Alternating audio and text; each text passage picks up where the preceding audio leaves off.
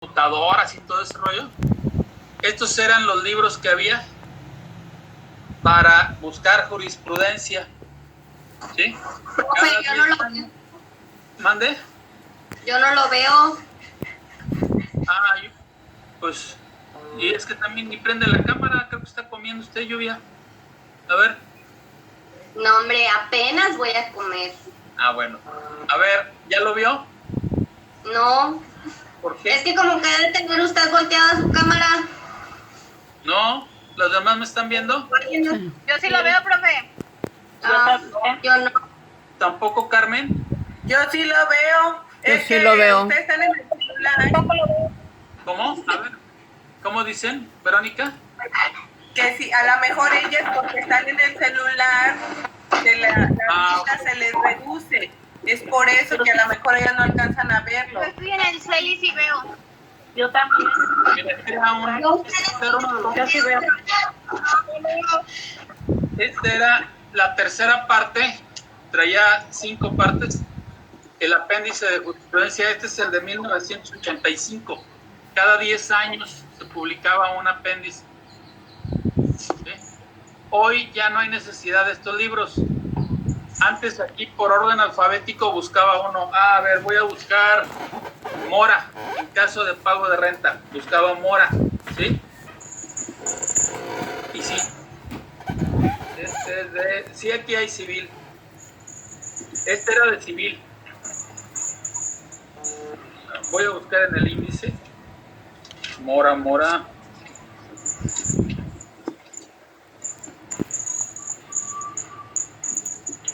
Apaguen sus micrófonos, chicas, los que no lo están ocupando, por favor. Monopolio. No, en este no viene nada sobre mora.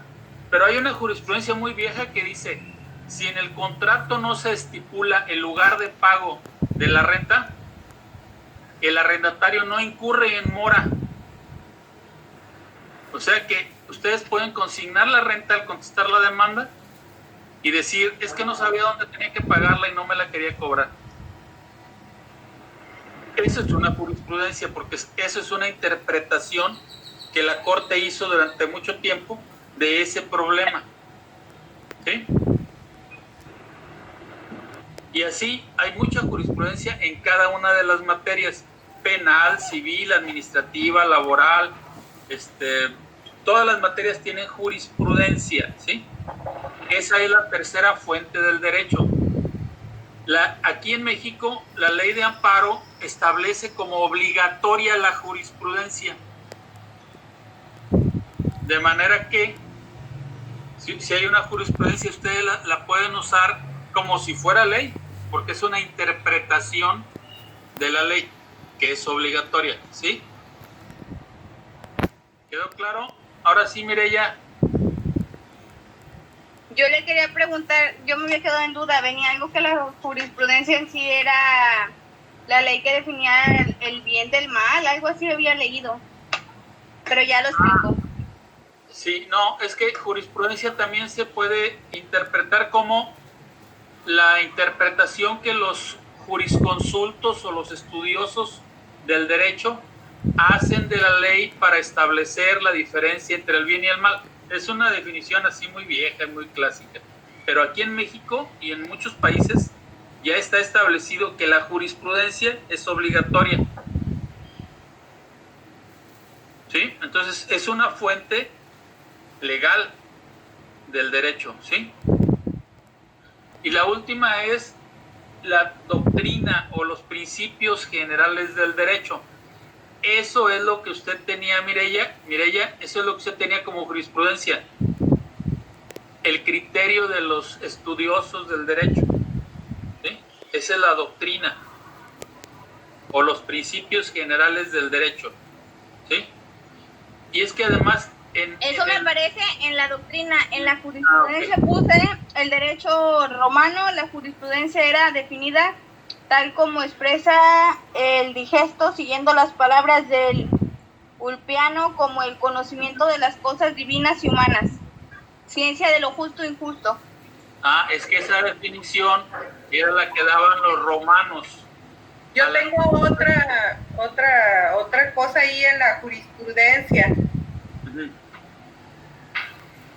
¿Sí? Yo, profe, tengo en la jurisprudencia, tengo otra cosa, dice, es una entidad jurídica que se aprueba las pautas e incorporaciones de los diversos preceptos legales que elaboran los tribunales judiciales o administrativos, amparados por la ley mediante la ratificación o correcciones de incoherencia en las tesis que son analizadas de manera obligatoria por los órganos jerárquicamente inferiores al que presentó la tesis jurisprudencial. Eso es, en palabras muy rebuscadas, lo que yo ya había dicho.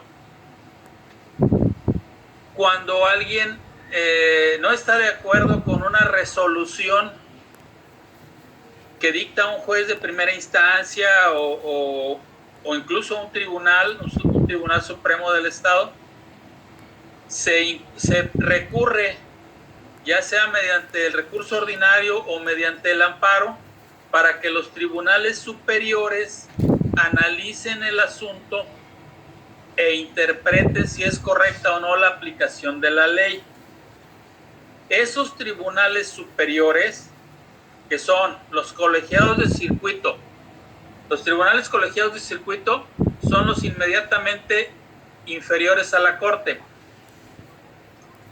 La Corte es la Suprema Corte de Justicia de la Nación, y en algunos estados también el Supremo Tribunal de Justicia del Estado son los que crean la jurisprudencia, y esos lo hacen cuando interpretan la ley al revisar, ya sea en apelación, en amparo o en revisión de amparo, las leyes que se aplicaron.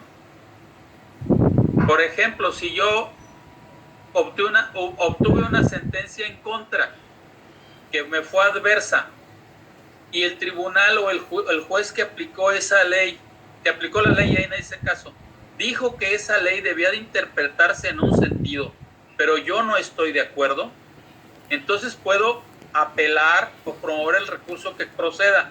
En el caso del amparo, promovería una revisión.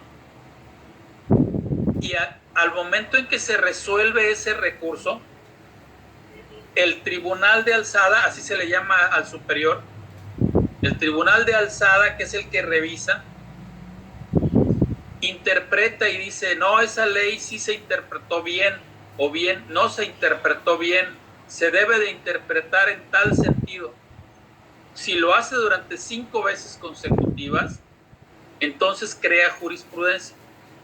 Y eso es lo que dice lo que usted leyó, Verónica. Los tribunales de más alta jerarquía, al revisar lo que hicieron los inferiores, determinan el sentido que se le debe de dar a la ley, y cuando lo repiten ese sentido, crean la jurisprudencia. Ok, por eso es otra definición, ¿verdad?